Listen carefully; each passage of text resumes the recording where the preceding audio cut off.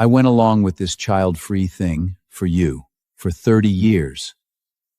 Now, it's time I brought my kids home. I wasn't even shocked. I saw it coming. My fingers brushed against the cold metal of my phone. The screen was dark, but a text had come in 3 minutes earlier. From Jay. Mark is with Fiona. He's telling you now. Kids are in town. He must have thought I was mad. His face turned beet red. I want a divorce, Olivia. I need a legacy, a real family. I played the child-free game for you for 30 years. But my kids are grown now. It's time I bring them home. He slammed his fist on the coffee. He drove across 3 states to buy it for our 10th anniversary. Now he hid it like it was trash. He wanted a divorce.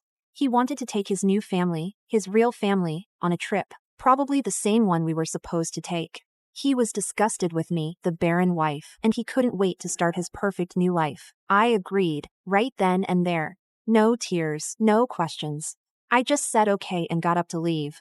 Mark looked stunned, completely thrown off, like I was supposed to beg. The news got out fast. Everyone felt so sorry for me. Mrs. Gable from downstairs grabbed my hand. Oh, honey. To be abandoned like this at our age, it's just tragic. Her eyes were red at the corners. She was probably thinking of her late husband, pitying me for ending up all alone. The college girl in 3B, a fiery girl with a grunge look, cornered me by the mailboxes. That old bastard! He's a total scumbag! He sold you this just the two of us fairy tale for decades? And the whole time he had a whole other family? What the hell? Maybe in a few more years he will have grandkids? But you are alone. Olivia, you were a shining star. Top exec at that firm. You quit to launch your own studio. You were fearless. And you chose the child-free life. So confident. And now, you're all alone.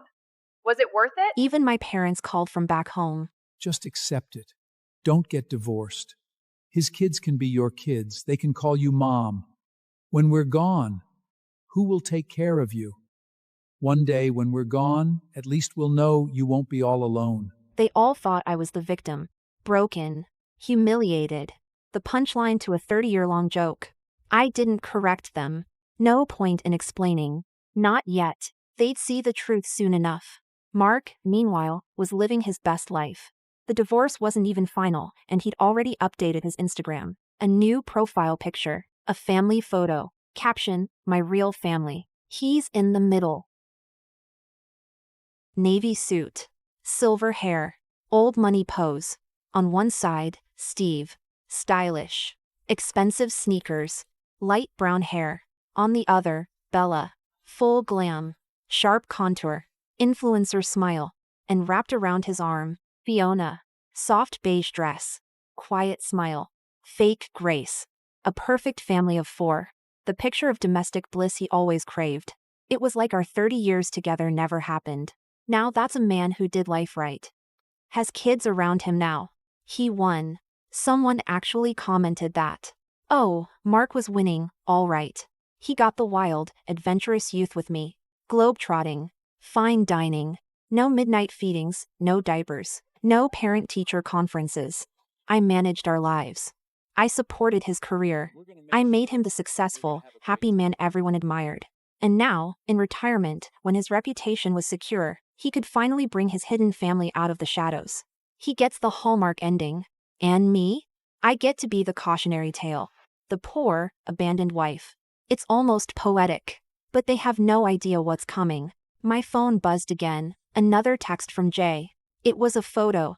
Fiona and the kids were in a Gucci store. Mark was swiping his credit card, looking like a doting fool. And in the picture, the daughter was rolling her eyes, like the bag her brand new dad picked out was totally lame. This marriage was always a performance. He just didn't know I was acting, too. The show's over, and now it's my turn to pull back the curtain. The divorce was fast. Too fast. Like 30 years of marriage was just a piece of paper you could rip in half. Mark drove me to the courthouse himself. When he signed, his hand was steady. He looked relieved. He even made a joke to the clerk. What can I do? We're old, the spark's gone. At least I've got my kids now. Time to finally enjoy being a family. The clerk gave me a look. Pure pity. I just smiled back, said nothing. I folded the divorce decree and tucked it into my bag. My phone vibrated. A text from Jay. Mark has movers scheduled for tomorrow. Fiona and the kids are moving in. He's going through your shared assets now. Outside the courthouse, I'm Mark fine, asked if really. I needed a ride. I waved him off. He didn't push it. He just turned and got into a car waiting at the curb. Fiona was in the passenger seat. She leaned out the window and gave me a smile. I called an Uber and went back to the house, our home of 30 years. Mark had already had my things moved out of the master bedroom. He couldn't wait to play house with his new family. I didn't fight him on it. Didn't even call a lawyer. Why would I? Jay had already given me a complete breakdown of Mark's finances. I took my half of our joint savings. That was it. My premarital assets, my studio, my own accounts, he couldn't touch a dime of it. I was just there to grab the last of my personal belongings. The day Fiona moved in, I went back one last time. The moment I opened the door, it hit me. Cheap perfume. Sweet. Loud. It drowned out the light floral smell that used to live in that house. It was her scent. It made my head spin. New photos were already up. Our wedding picture was gone. I saw the frame smashed in a corner. In its place, a giant, glossy portrait of their new family of 4 hung over the fireplace. It was jarring. Mark was on the sofa, legs crossed, reading a newspaper. Fiona was clinging to his arm. The kids, Bella and Steve, were standing nearby. The happy family chatter died the second I walked in. Silence. I was an intruder in my own home. Fiona recovered first. She put on a big, fake smile. Oh, Olivia, did you forget something? Let me help you find it. She reached for my arm, but I stepped back. The smile on her face faltered for just a second. My eyes scanned the room. My favorite throw pillow was on the floor. My teacup was replaced with a new ceramic mug. Even my fiddle-leaf fig tree, the one I'd baited for years, was shoved in a corner. Its leaves were yellow and wilted. Overwatered. Ugh, Mom, this house is so dated. And the lighting is awful. We should gut the whole place. Go for a clean, minimal acts vibe. My friend's place looks amazing. Steve added, poking the arm of the sofa. And this couch is hideous. So boomer. How did you live like this, Dad? I listened to them tear apart the home we built. Every piece of furniture we picked out together. The sofa I chose for comfort. The table he loved for its classic lines. All of it was now just trash. And Mark? He said nothing. He just let them. Fiona snuggled closer to him. See, darling? The kids have such good taste. We really do need to redecorate. We deserve the best. Mark finally looked up at me. His eyes were cold. Olivia. Take it all today. No need to keep coming back. It makes things awkward. Not a reminder, a warning. He wasn't just asking me to leave. He was telling me to never come back. It was an audio file from Jay. I pressed play, holding the phone to my ear. It was Fiona's voice. Giddy and scheming, talking to some other man. Don't worry, babe. Once Mark puts the house in the kids' names, I'm taking the cash and leaving. We'll disappear before he knows what hit him. The old fool won't see it coming. I grabbed my canvas tote bag and walked to the door. I took one last look back. Fiona was peeling an orange, feeding the slices to Mark like he was a king. Bella and Steve were on the sofa, scrolling through their phones, laughing at something together. A perfect, happy family. A complete lie. In Mark's eyes, Fiona was the sainted mother of his children. He owed her everything. And me? I was just the bitter, childless old woman he'd finally gotten rid of. A cold smile spread across my face. I'm gone. Enjoy your little fantasy. Enjoy this fake, fragile peace while it lasts. Because in a few days, you'll be at each other's throats. I turned and walked out. The door clicked shut behind me, locking away 30 years of my life. From that second on, Mark's life was nothing to me anymore. After the divorce, I moved into my own place. A condo just a few blocks away from my old life. But it felt like a different world. I bought it before I married Mark.